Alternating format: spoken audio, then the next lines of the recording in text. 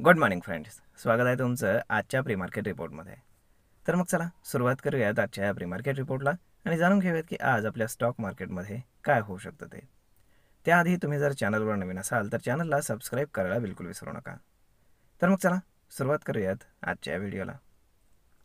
मित्रांनो, आपण जर शुक्रवारी US मार्केट जर पाहिलं तर US मार्केट हे थोडंसं नर्वस होऊनच क्लोज झालं होतं. आणि कारण त्यानंतर होता शनिवार रविवार आणि साहजिकच आहे ट्रम्प काही ना काही स्टेटमेंट करणार हे फिक्स होतं. त्यामुळे तिथे मार्केटमध्ये फार काही खरेदी झालेली नाही आहे. त्यानंतर शनिवार रविवारमध्ये डोनाल्ड ट्रम्पने जे स्टेटमेंट केलं तर त्यांनी जे युरोपियन युनियन आहे त्यांचा जो एक मोठा ट्रेडिंग पार्टनर आहे तर त्यांच्यावरती 30% टॅरिफ लावलेले आहेत आणि त्यांना तसं लेटरही ऑफिशियली त्यांनी पाठवलेलं आहे. आणि त्या लेटरमध्ये त्यांनी असंही सांगितलं आहे की तुम्ही कुठल्याही प्रकारचे टॅरिफ्स आता US वरती लावू नका, नाही तर त्याचे गंभीर परिणाम होतील. म्हणजेच काय की एक प्रकारे दम देण्याचा प्रयत्न करण्यात आला. तर आता याचा जगावरती आणि आपल्या मार्केटवरती काय परिणाम होईल ते पाहूयात. तर बेसिकली जे टॅरिफ्स लावण्यात आलेले आहेत तर त्याचा इम्पॅक्ट आपल्याला सकाळ सकाळ पाहायला मिळेल मार्केटमध्ये. साहजिकच आहे, ती काही गुड न्यूज नाही आहे, बॅड न्यूज आहे. त्यामुळे साहजिकच आहे की मार्केटमध्ये एक नेजर रिॲक्शन आपल्याला नक्कीच डाऊन साईडला थोडंफार पाहायला मिळेल.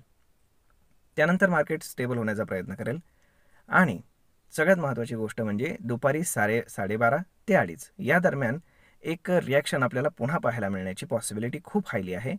कारण जे युरोपियन मार्केट आहे तर ते दुपारी 12:30 वाजता सुरू होतं. म्हणजेच काय की त्यांच्याकडे जी ट्रेडिंग ॲक्टिव्हिटी आहे, त्यांच्याकडे जो दिवस आहे तो तेव्हा सुरू होतो.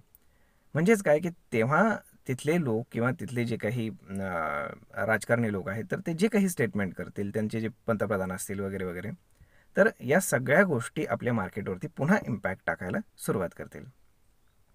त्यामुळे पाहावं लागेल की नक्की काय घडतंय ते आणि ते रिॲक्शन कशा पद्धतीने होऊ शकतं. तर आता जर आपण ह्याच सगळ्या भीतीमुळे म्हणजे ग्लोबल मोमेंटम तर पूर्णपणे निगेटिव्हच आहे. तर ह्या सगळ्या गोष्टींमुळे जर पाहिलं तर USचे जे फ्युचर्स आहेत तर ते ऑलमोस्ट 0.5% आत्ताही लोअर ट्रेड करत आहेत, रेडमध्ये ट्रेड करत आहेत. परंतु गिफ्ट निफ्टी मात्र इंडिकेट करत आहे की मार्केट साधारण एक 20 ते 30 पॉईंट गॅपअप ओपन होईल. त्याची साधी गोष्ट आहे कारण जे काही मार्केट होतं ते एकदम सपोर्टवरती येऊन बंद झालं होतं शुक्रवारी. त्यामुळे थोडंसं बाउन्स बॅक करणं खूप कॉमन आहे. परंतु मार्केटमध्ये स्ट्रेंथ नाही आहे, ही गोष्ट आपल्याला मान्य करावी लागेल. आता आपल्याकडे दोन गोष्टी आहेत. एक तर जी टॅरिफ वॉर चालू आहे त्याच्या संदर्भात ज्या काही न्यूज येत आहेत तर त्या मार्केटवरती इम्पॅक्ट करत आहेत बॅडली.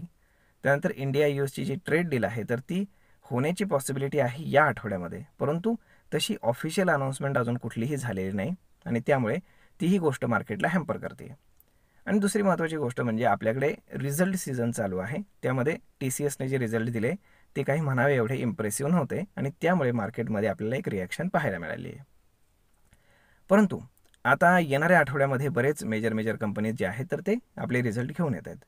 त्यामुळे जरी समजा ग्लोबल मोमेंटम खराब असेल परंतु रिझल्ट जर चांगले यायला लागले तर त्याचा पॉझिटिव्ह इम्पॅक्ट आपल्याला मार्केटवरती पाहायला मिळू शकतो. परंतु जर रिझल्टही सो अँड सो आले, ॲज पर एक्सपेक्टेशन आले नाहीत आणि जर ग्लोबल मोमेंटही खराब झाला तर मग मात्र मार्केटमध्ये आपल्याला एक फ्रेश सेलिंग पाहायला मिळू शकतं. आता सध्याच्या हिशोबाने जर पाहिलं या वीकली एक्सपायरीच्या हिशोबाने तर हायर साईडला खूप जास्त कॉल रायटिंग व्हायला सुरुवात झाली आहे. कारण साहजिकच आहे, मार्केट जर खाली येत आहे तर वरनं कॉल रायटर्स जाऊन बसत आहेत.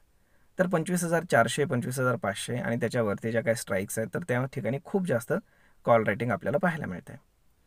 त्यानंतर जर डाऊन साईडला आपण पाहिलं तर पुट रायटिंगसुद्धा आहे 25,000च्या आसपास आपल्याला खूप जास्त पाहायला मिळते. 25,000, 25,100 या लेवलला आपल्याला एक चांगल्यापैकी पुट रायटिंग पाहायला मिळते.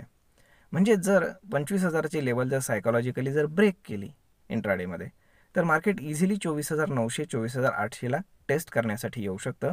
ही पॉसिबिलिटी निर्माण होईल. त्यामुळे पाहूयात की काय घडणार आहे येणाऱ्या दिवसात. कारण जोपर्यंत कुठलीही क्लॅरिटी मार्केटमध्ये येत नाही तोपर्यंत पुन्हा वरती जाण्यासाठी मार्केट प्रयत्न करेल याची पॉसिबिलिटी मात्र थोडीशी कमी वाटते. त्यामुळे जोपर्यंत इंडिया US ट्रेड डीलची अनाऊन्समेंट होत नाही तोपर्यंत मात्र थोडंसं कॉन्शियस व्हायला हरकत नाही असं माझं मत आहे. परंतु जर तुम्ही इन्व्हेस्टर असाल, स्विंग ट्रेडर असाल तर हीच वेळ आहे मित्रांनो चांगले स्टॉक्स आयडेंटिफाय करून ते जेव्हा खाली येतील तर त्याच्यामध्ये आपण इन्व्हेस्टमेंट करावी, जेणेकरून जेव्हा मार्केटमध्ये गुड न्यूज येईल, कारण असं नाही आहे की रोजच मार्केटमध्ये काहीतरी निगेटिव्ह घडत राहील. मार्केटमध्ये निगेटिव्ह आणि पॉझिटिव्ह दोन्ही गोष्टी घडत असतात. त्यामुळे तुम्ही ट्रेड घ्यायला हरकत नाही अशा काळामध्ये. ओके, जेव्हा वाईट काळ असतो तेव्हाच ट्रेड घ्यायचा असतो, जेणेकरून चांगला काळ आल्यानंतर तुम्हाला त्यातनं प्रॉफिट जे आहे ते काढता येईल. तर अशा पद्धतीनेच कुठल्याही गोष्टीमध्ये ट्रेडिंग, इन्व्हेस्टमेंट ह्या सगळ्या गोष्टी अशाच चालू असतात. तर मग पाहूयात की काय घडतंय पूर्ण दिवसभरामध्ये, कारण आज उद्या म्हणजे 1-2-3 दिवस खूप जास्त महत्त्वाचे आहेत आणि कॉन्शियस करणारे सुद्धा आहेत, हे लक्षात असू द्या.